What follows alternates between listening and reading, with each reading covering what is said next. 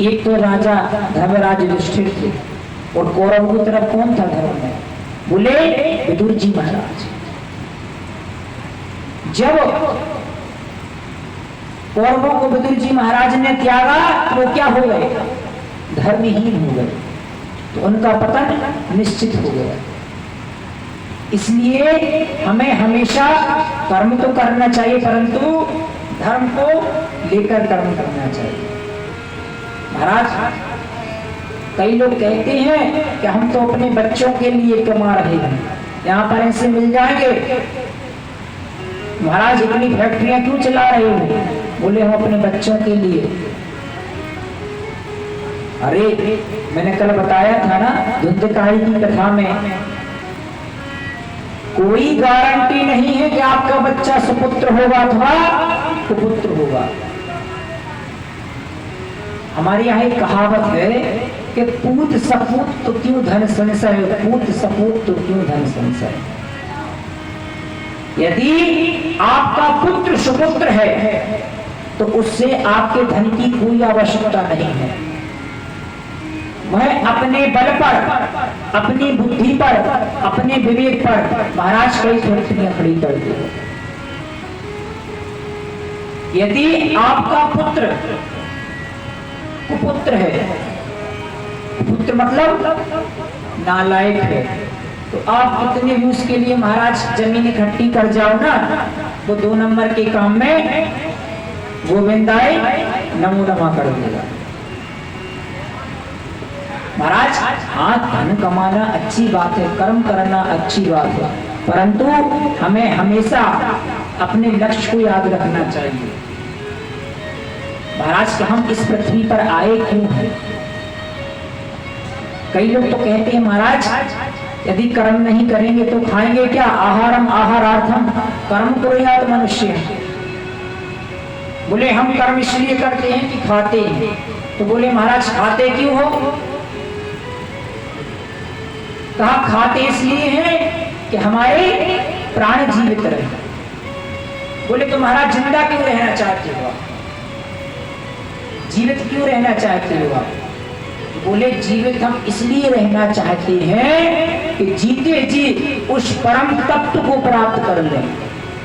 तो वह परम तत्व क्या है? परम तत्व आखिर है क्या? यहाँ पर बड़ा ही सुंदर प्रश्न आया है, आखिर तत्व है क्या? वेदव्यासी कहते हैं कि वदन्ति तत्तत्त्वविदस्य तत्त्वम् यज्ञानमदवयम्। तत्व एक ही है, तत्व एक ही है। यदि आप ज्ञानियों से पूछोगे महाराज तत्व क्या है, तो वो कहेंगे ब्रह्म ही तत्व है। यदि आप योगियों से पूछोगे कि महाराज तत्व क्या है, तो वो कहेंगे केवल परमात्मा ही तत्व है। यदि आप भगवान से भक्तों से पूछोगे कि महाराज तत्व क्या है, वो कहेंगे भगवान ही तत्व है। यदि आप हमारे जितने यहाँ कथा पांडाल में श्रोतागण विराजमान है ना, हमारा सभी ब्रजवासी है, यदि ब्रजवासियों से पूछो तो महाराज आपका तत्व क्या है, तो ब्रजवासी कहते हैं कि कृष्णा परम किमपि तत्व हम न जाने, हम कृष्ण के अलावा किसी को नहीं जानते। यही कहेंगे ना आप लोग, आपका तत्व क्या है? कृष्ण। महाराज अवधपुरी चले जाओ, अवधपुरी मतलब अयोध्या, वहां पूछोगे महाराज आपका तत्व क्या है, कहेंगे हमारा तत्व श्री रामचंद्र जी। तत्व एक ही है, वो है श्री हरि विष्णु, उन्हीं के सभी अंश हैं। ऐसे समझो महाराज, यहाँ पर ये माता जी विराजमान है। माता जी कितनी है? एक ही है, परंतु यही माता जी किसी की मौसी होंगी, किसी की मम्मी होंगी, किसी की दादी होंगी, किसी की बुआ होंगी, इनके कई रिश्ते होंगे, परंतु है तो एक ही। आटा होता है, आटा, आटा से क्या क्या बनता है? आज हमारी माता जी हमें रोज पूरी पराठे भी कई प्रकार के बनते हैं, गोभी के बनते हैं, आलू के बनते हैं, पूड़ियाँ भी कई प्रकार की बनती हैं, मेथी की भाजी की भी पूड़ी बनती है, सादी पूड़ी भी बनती है। पर तत्व क्या है? तत्व तो क्या है? आटा ही तत्व है ना। तत्व केवल एक ही है। जिस प्रकार से धर्म एक है, देखिए यहाँ पर जितने भी हमारे भैया लोग, भाई साहब लोग विराजमान है, इस बात को थोड़ा ध्यान से समझें। धर्म एक ही है, मजहब कई हो सकते हैं। धर्म कितने हैं? कितने धर्म? एक, और वो है सत्य सनातन धर्म। हम जयकारा लगाते हैं सत्य सनातन धर्म की जय हो। इसका अर्थ क्या होता है? बोले सत्य सनातन, जिसका कोई सन नहीं, ऐसा धर्म है कौन? हमारा हिंदू धर्म। देखिए, एक में अनेक के दर्शन करना और अनेक में एक के दर्शन करना, बात बड़ी गंभीरता बात है। एक में अनेक के और अनेक में एक के, केवल हमारे हिंदू धर्म में बताते हैं। कहते हैं अनेक अनेक रूपाया विष्णवे तथा विष्णवे। महाराज, रस एक ही है।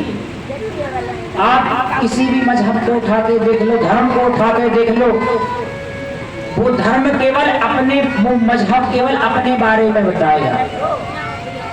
परंतु एक हमारा हिंदू धर्म ऐसा है जो कहता है सर्वे भवन्तु सुखिनः सर्वे सन्तु निरामया सर्वे भद्राणि पश्यन्तु मा कश्चित् दुःखभाग् भवेत्। सारा विश्व सुखी हो, सभी के हित के लिए, कल्याण के लिए कामना करता है। आजकल क्या हो रहा है कि धर्म को बांटा जा रहा है। आपने भी देखो महाराज, धर्म निरूपण किया जा रहा है। कैसे? कुछ पैसों के लिए। जो हमारे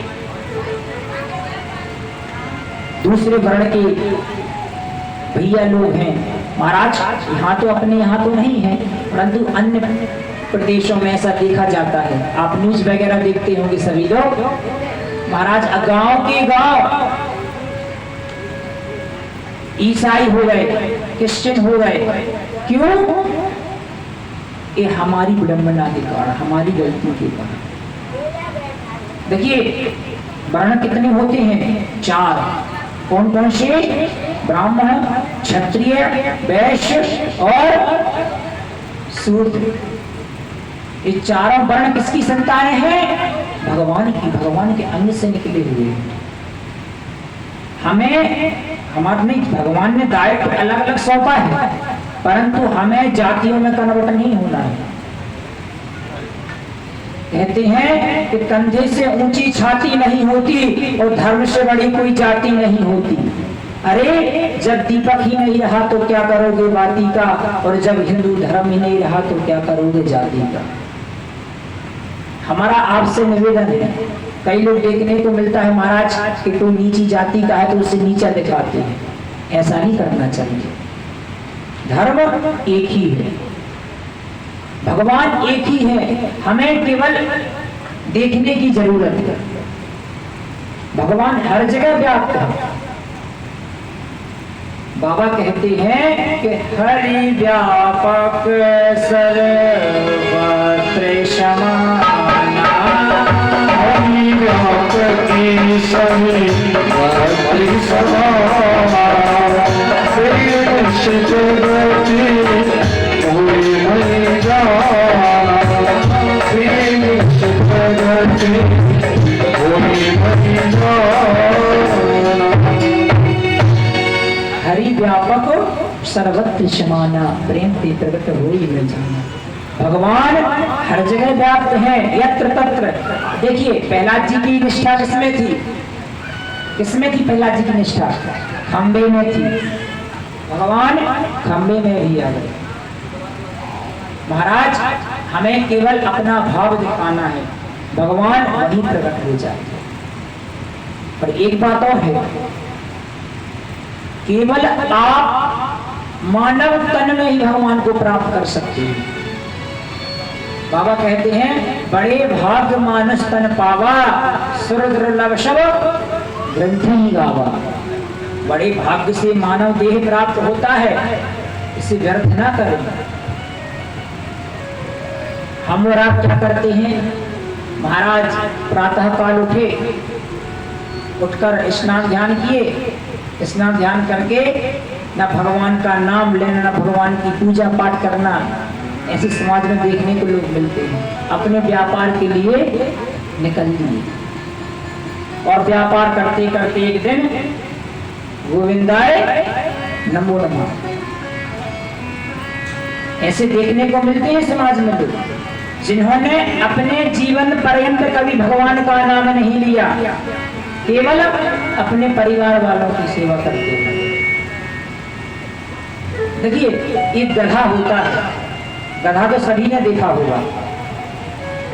गधा कितना काम करता है, खूब काम करता है महाराज। और जब गधा बूढ़ा हो जाए ना तो मालिक क्या करता है? डंडा मार के भगा देता। अच्छा एक बात बताओ, आज तक किसी गधे को मेडल मिला है? मिला है ना? नहीं मिला। और सबसे ज्यादा मेहनत करने वाला कौन है? मेरे अंदाज तो गधा ही है। तो महाराज ईंटों का भार लेकर बेचारा घूमता रहता है। तो जब गधा देखता है ऐसे लोगों को जिसने भगवान का कभी नाम नहीं लिया है तो बड़ा प्रसन्न होता है। कहता है इनमें और हम में कोई अंतर नहीं है, हमने भी अपने मालिक की खूब गुलामी की और अंत को बतवा मालिक ने हमें मारकर भगा दिया। अरे ये भी तो अपने जीवन पर्यंत ना तो इसने भगवान का नाम गाया ना भजन गाया। बोली बांके बिहारी लाल की जय, बोली राधा रानी सरकार की जय।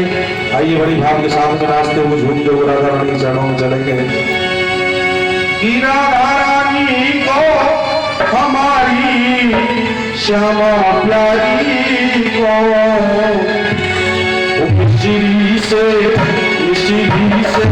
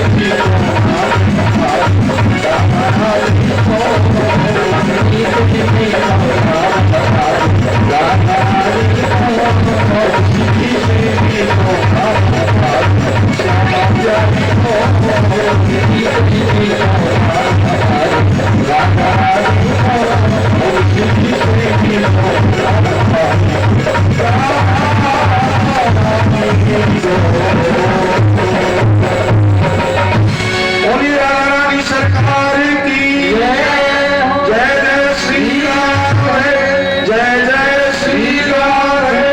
श्याम भगवान की जय हो। तो महाराज ऐसे ही समाज में लोग देखने को मिल जाते हैं, इसलिए हमें निरंतर ठाकुर जी का भजन करते रहना चाहिए।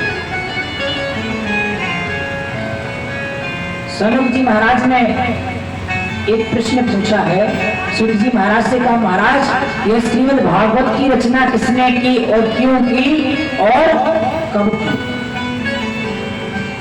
तब से सूत जी महाराज कहते हैं कि द्वापर के अंत में वेद व्यास जी ने देखा कि घोर कलयुग आने वाला है,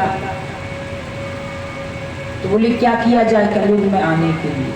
महाराज कह रहे हैं कलयुग आने वाला है, प्राणी इस मानव का कल्याण कैसे होगा?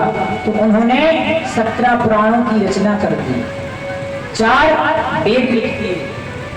महाराज तब भी उनको संतोष नहीं मिला, वो निराश होकर बैठ गए। वेद व्यास जी के पास नारद जी आए। नारद जी ने कहा क्या हुआ पाराशरनंदन? कहा नारद जी ऐसी ऐसी बात है, मैंने 17 पुराण लिख दिए परंतु मेरे मन में मुझे शांति प्राप्त नहीं हुई। नारद जी ने कहा तुमने जो 17 पुराण लिखे हैं ना, इसमें बुद्धि की कसरत खूब की है, कुछ ऐसा लिखो जो भक्तों के लिए हो। महाराज का ऐसा क्या लिखें? तब नारद जी ने वेद व्यास जी को चतुर्थ श्लोकी भागवत श्रवण कराई और कहा आप इस भागवत को लिखो। तब वेद व्यास जी ने कहा ठीक, और वेद व्यास जी ने प्रातः काल उठकर सरस्वती नदी में स्नान करके, माना गांव में एक गुफा है, वहां पर श्रीमद् भागवत दिव्य वेद व्यास जी ने रचना की। कहते हैं वेद व्यास जी बोलते गए और गणेश जी लिखते गए, और देखते देखते वेद व्यास जी ने 18,000 श्लोकों की है संहिता लिख डाली। बोलिए श्रीमद् भागवत महापुराण की। महाराज जब यह श्रीमद् भागवत की रचना हुई तो कहा इसे किसे सुनाया जाए? भाई कोई चीज होती है जब कोई आप बनाते हैं तो कहते हैं इसे किसे खिलाया जाए, तो बोले इस श्रीमद् भागवत को किसे परोसा जाए? उनको अपने पुत्र की याद आई। किसकी? श्री सुखदेव जी की, जो जन्म लेते ही भाग गए थे। उन्होंने कहा क्या किया जाए? तो उन्होंने अपने शिष्यों को बुलाया और 2-4 श्लोक रटा दिए।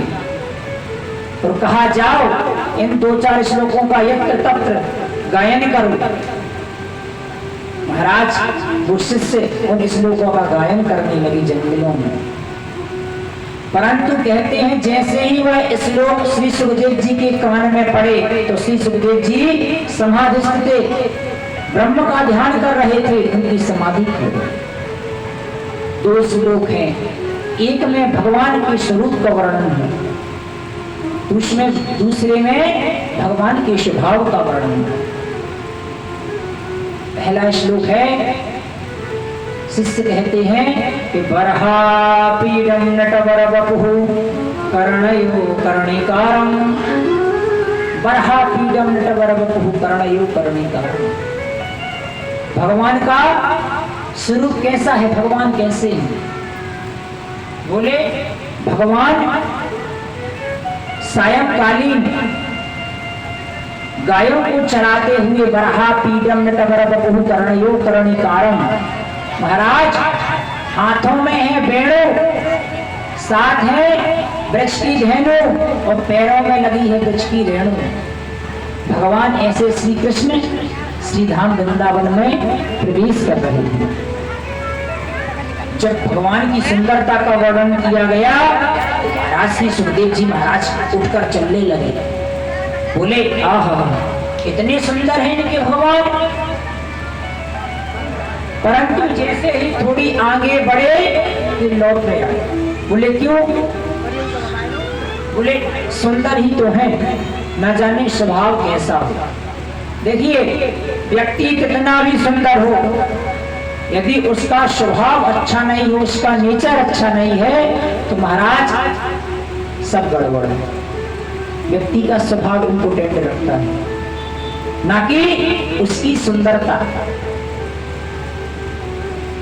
महाराज श्री सुखदेव जी ने कहा सुंदर ही तो है, ना जाने स्वभाव कैसा होगा। तो फिर तपस्या करने के लिए बैठने लगी। अचानक शिष्यों ने दूसरे श्लोकों का गायन किया। भगवान का स्वभाव कैसा है? बोले अहो वकीयम स्तनकालकूटम जिघांसयापाय यदा प्रसादवे लेवे घतिन्ता तुजताम ततुन्यम कंबा दयालु शरणं ब्रजेमा। भगवान का स्वभाव कैसा है? बोले अहो बकीयम। बकीयम मतलब बकासुर की बहन कौन? पूतना। पूतना स्तन कालकूटम, अपने स्तनों में कालकूट विष लगाकर आई। इसलिए जिघान सयापा यदप प्रसादमी, भगवान को मारने के लिए आई। भगवान को मारने के लिए आई थी ना पूतना। और लेवे रते धात जिताम ततुन्यम कंबा दयालु शरणं ब्रजेमा। भगवान ने उसका मर्दन तो किया परंतु उसको भी मां की गति प्राप्त कराई। क्यों? बोले महाराज इसने काम मां जैसा किया है। और दूसरे रिश्ते से देखा जाए, भगवान कहते हैं एक रिश्ते से हमारी मौसी है। मौसी का अर्थ क्या होता है? बोले मौसी का अर्थ होता है मां जैसी, जो हमें मां जैसा प्रेम दे, मां जैसा दुलार दे, वही होती है मौसी। तो भगवान ने पूतना को भी अपनी मां की गति प्रदान की। इतने दयालु हैं। महाराज जब यह सुना किसने? श्री सुखदेव जी ने, तब उन पर रहा नहीं गया। दौड़ते हुए आए शिष्यों के पास, बोले हमें और श्लोक सुना। वैसे शिष्यों ने कहा हमारे गुरु जी ने तो हमें केवल 2 ही श्लोक रटाए थे जो मैंने आपको श्रवण करा दिए। यदि आपको और श्लोक श्रवण करना है ना तो आप मेरे गुरुदेव के पास चलो। उनके पास 18,000 श्लोकों की है संहिता है, वो तुम्हें अवश्य श्रवण कराएंगे। आज श्री सुखदेव जी महाराज अपने पिताजी के पास जा रहे हैं। आज वेदव्यास जी बड़े गदगद हो गए।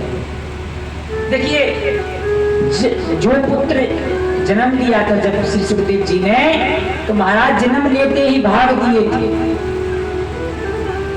12 वर्ष की अवस्था में जन्म लिया था उन्होंने।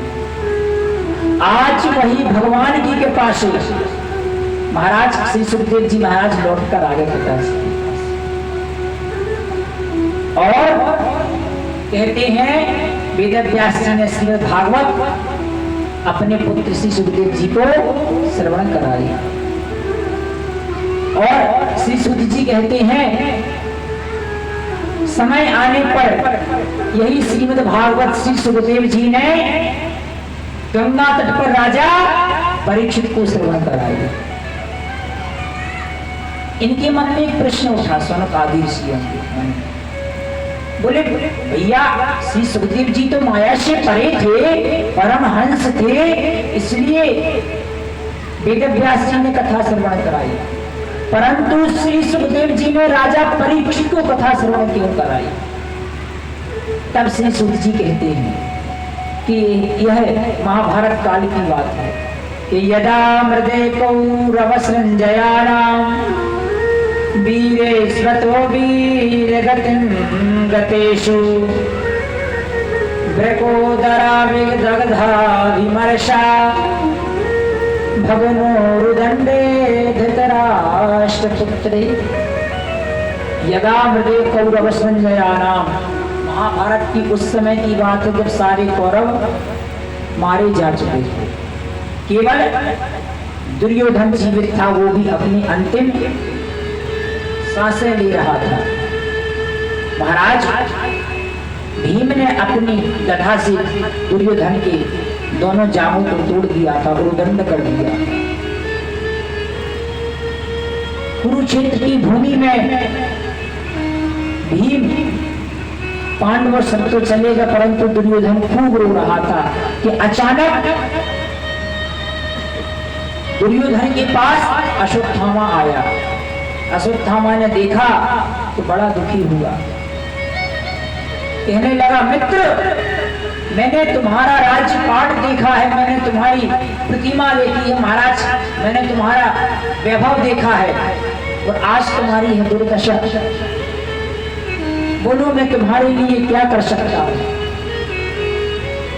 दुर्योधन रोते रोते बोला, मुझे इस बात का दुख नहीं है मित्र कि मैं मरने वाला हूं कि अथवा मेरे सारे भाई मारे जा चुके हैं।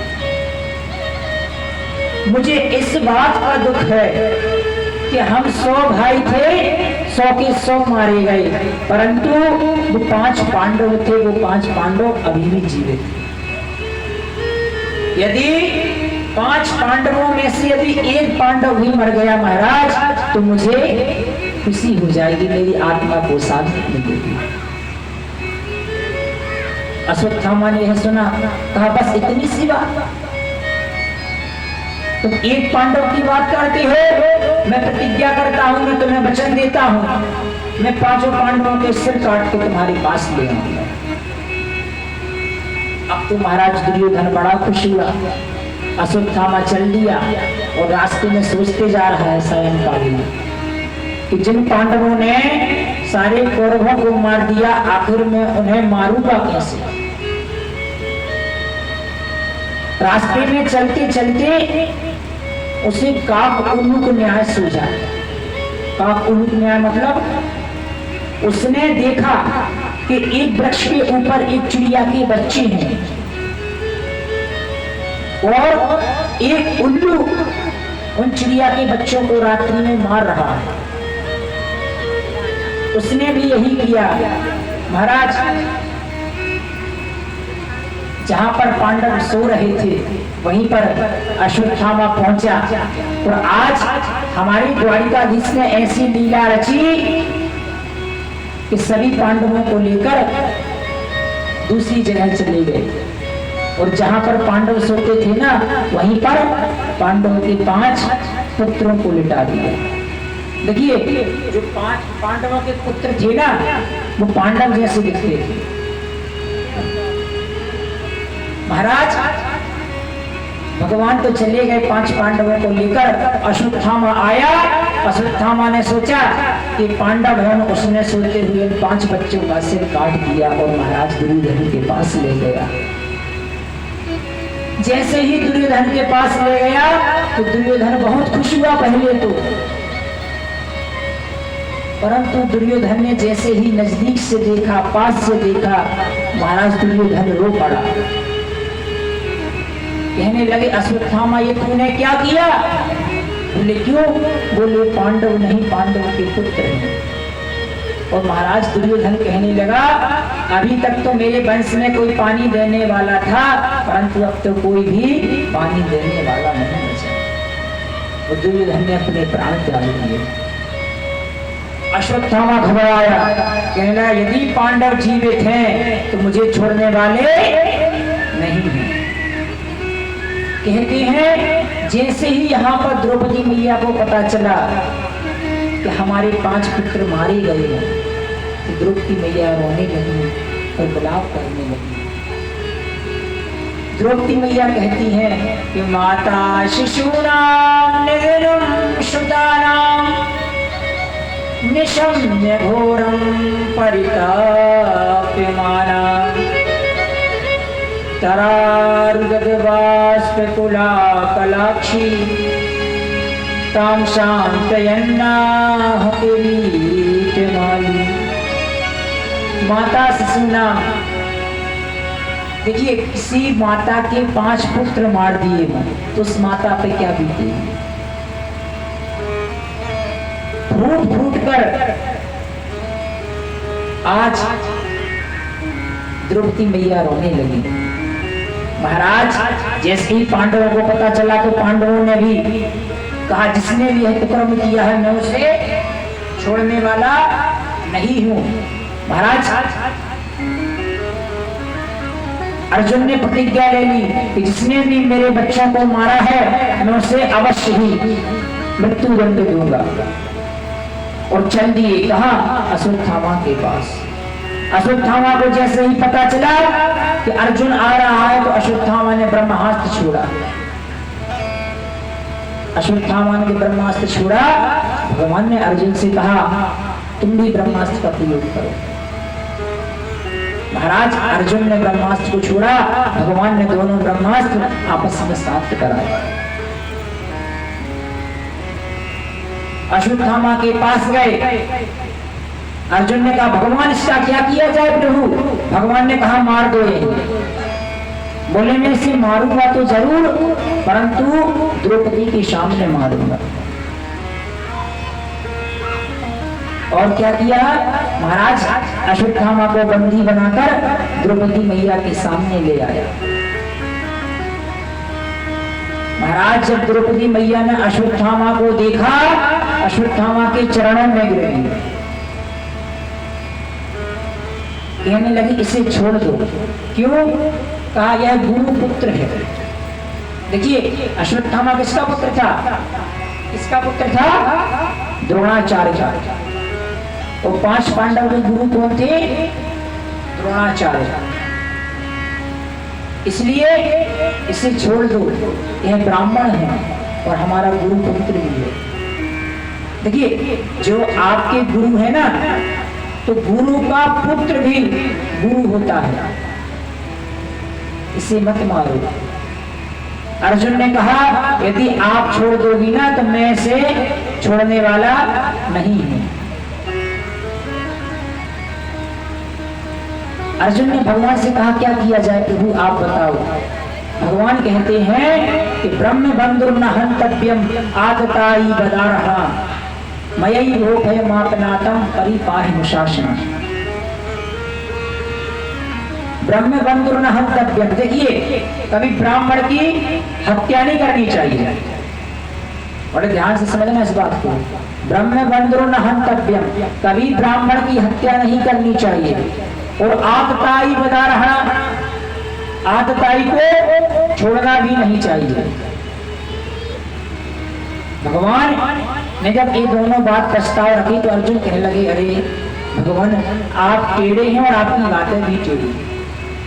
ये कोई बात हुई कि ब्राह्मण को मारना नहीं चाहिए और आतताई को छोड़ना नहीं चाहिए। भगवान ने कहा जो कुछ मैंने मेरे मन में था मैंने कह दिया, आप जानो।